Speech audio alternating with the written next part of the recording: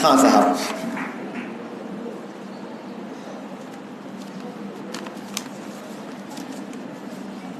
استاذی professor ابن کمل صاحب، professor قدس جاوید صاحب، اساتذہ کرام اور دوستوں، میرے مضمون کا ایک معمولی سا مضمون عنوان ہے خواجہ میر درد کی شاعری کے سماجی سروکار. شاعری اپنے سیاسی، سماجی، معاشرتی اور اقتصادی حالات کی آئینہ دار ہوتی ہے.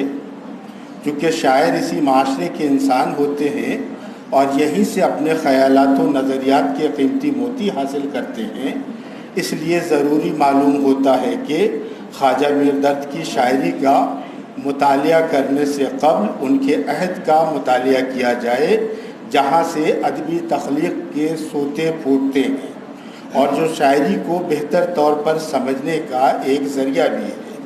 یہ عہد 1720-21 سے 1785 تک پر محیط ہے.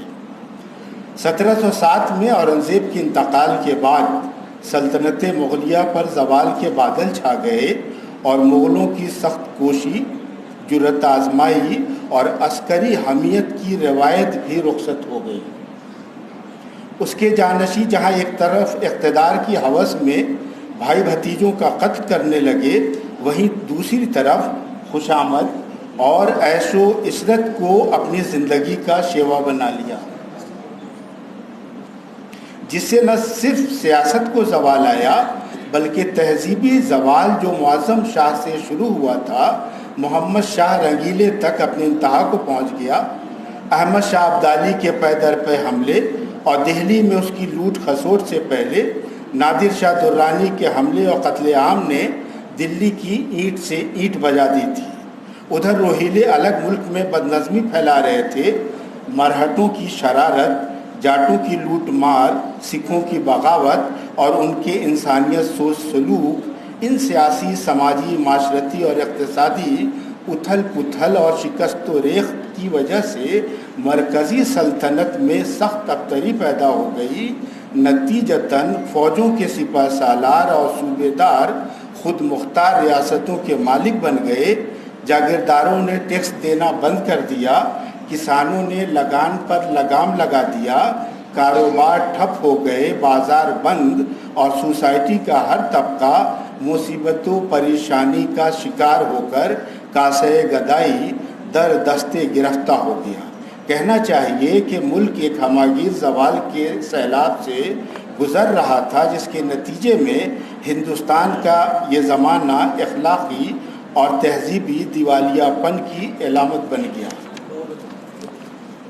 یہ تھا خواجہ میر درد کا سیاسی، تاریخی اور سماجی ماحول، جس میں بادشاہ، وزیر، امیر، عالم، فاضل، جاہل، زمیندار، کسان، مزدور، فوج، غرض چھوٹے سے لے کر بڑا تک ہر ایک پریشان تھا.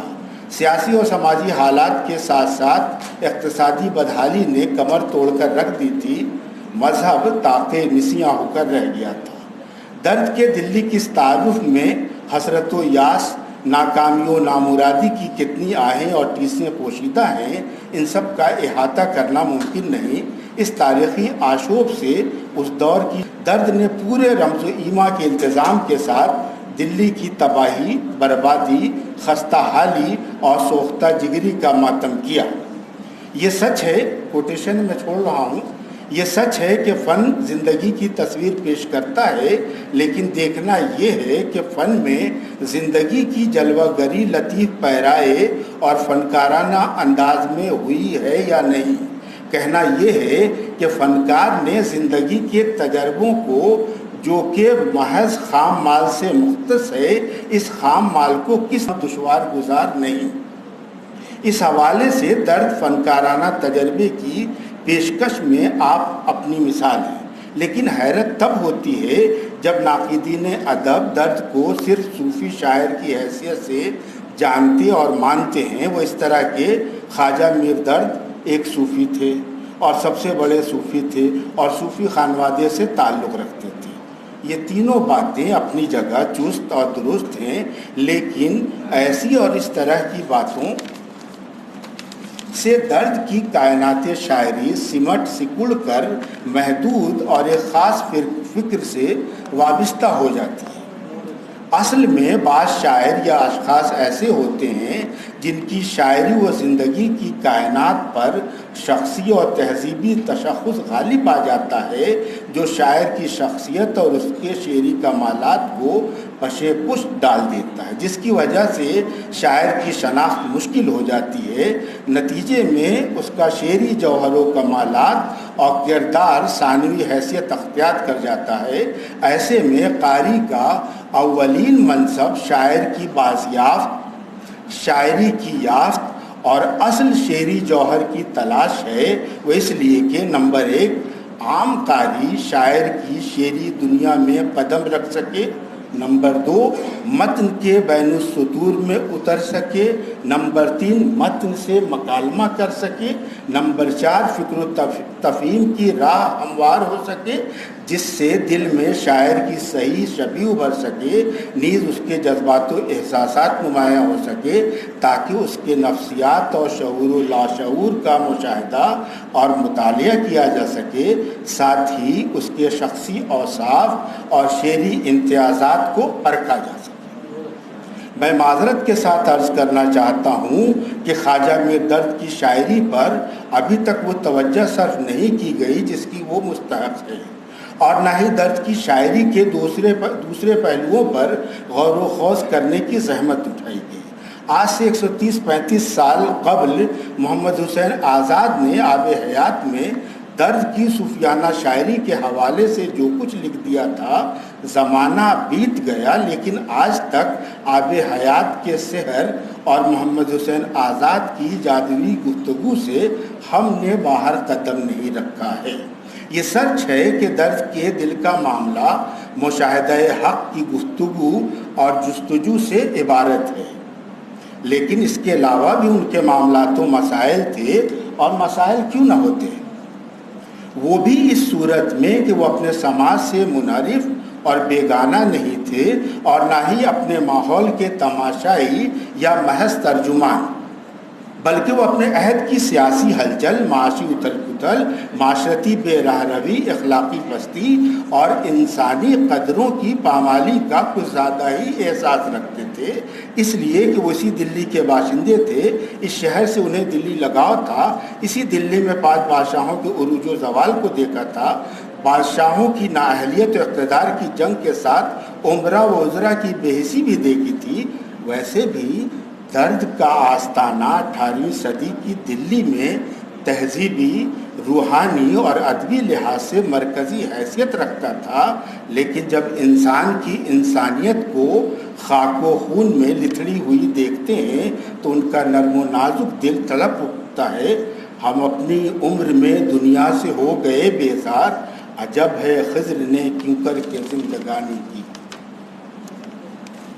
آگے جو بلا آئی تھی سو دل پر ٹلی تھی، اب کی تو میری جان پر آن بنی ہے۔ درد نے سیاسی، سماجی یا عصری اظہار کو اپنے اندر کے تخلیقی انسان کی آواز سمجھا، یہ آواز لوگوں تک پہنچا کر اپنے اظہار کے دائرے میں وسعت پیدا کی۔ اس طرح شاعری میں زندگی کا جو مخلصانہ تجربہ پیش ہوا ہے، اس کی داد دینے کو جی چاہتا ہے۔ خواجہ میر درد کے زمانے میں دستور زباں بندی نہ سہی، لیکن شخصی اقتدار میں واشگاہ بات کرنے کو زبان ضرور ترستی تھی، اس لیے شعراء نے غزل کے پیرائے میں رمز و کنایے اور ایجاز و اختصار کے وسیلے سے اپنے درد و غم اور ماحول کے نشیب و فراز کو پیش کیا۔ اے گل تو رخت باندھ اٹھاؤں میں آشیاں، گلچی تجھے نہ دیکھ سکے باغباں مجھے، کچھ میں ہی باغ میں نہیں تنہا شکست دل، ہر غنچہ دیکھتا ہوں تو ہے گا شکست دل۔ آگے چلتا ہوں۔ معاشرتی نظام کی سود و بہبود، معاشرے کی اعلیٰ اخلاقی حالت، ضمیرداری، بے رعائی، ایثار و قربانی، حسن معاملت اور مہر و محبت جیسے محاسن اخلاق کی اجتماعی صورت سے عبارت ہے، لیکن عہد درد میں باہمی رزم آرائیاں اور درباری سازشیں اور تخت نشینی کے لیے مسلسل جنگوں نے معاشرتی نظام کی جڑیں کھوکھلی کر دی تھیں۔ زمانہ سازی، خود غرضی، نفس پرستی، بدخوئی، ریاکاری، جھوٹ، مکر، فریب، دغا، نفرت، حقارت، بغض، عداوت، حسد اور کینہ لوگوں کے دلوں میں گھر کر چکے تھے۔ یہ سب حکمراں طبقے کے سیاسی دیوالیہ پن اور ناعاقبت اندیشی کا براہ راست نتیجہ تھی۔ تخت شاہی اور دربارداری کی چاہت میں دوستوں کے خلاف صف آرا ہو گئے۔ بھائی بھائی کا، باپ بیٹے کا اور بیٹا باپ کا گلا کاٹنے میں کوئی جھجک محسوس نہیں کرتا تھا۔ اس نفسا نفسی کے عالم میں کوئی کسی کا درد آشنا تو کیا، درد شناسا بھی نہ رہا۔ مہر و وفا، ایثار و خلوص اور محبت کے جذبات کا معاشرے میں قحط سا ہو گیا۔ ان معاشرتی حالات اور اخلاقی قدروں کے زوال کا احساس درد کو تھا اور اوروں سے کچھ زیادہ ہی تھا، وہ اس لیے کہ ان کا تعلق سماج کے ہر طبقے سے براہ راست تھا۔ شاید اسی لیے ان معاشرتی حالات کا جو نقشہ انہوں نے پیش کیا ہے وہ بڑا ہی مؤثر اور دلگداز ہے، ساتھ ہی اس سے اصلاح احوال کا احساس بھی ابھرتا ہے۔ اہل زمانہ آگے بھی تھے اور زمانہ تھا، پر اب جو کچھ ہے یہ تو کسی نے سنا نہ تھا۔ وہ مر چکے جو رونق بزم جہان تھے، اب اٹھیے درد یہاں سے کہ سب یار سو گئے۔ میں اپنا درد دل چاہا کہوں، جس پاس عالم میں بیاں کرنے لگا قصہ وہ اپنی ہی خرابی کا۔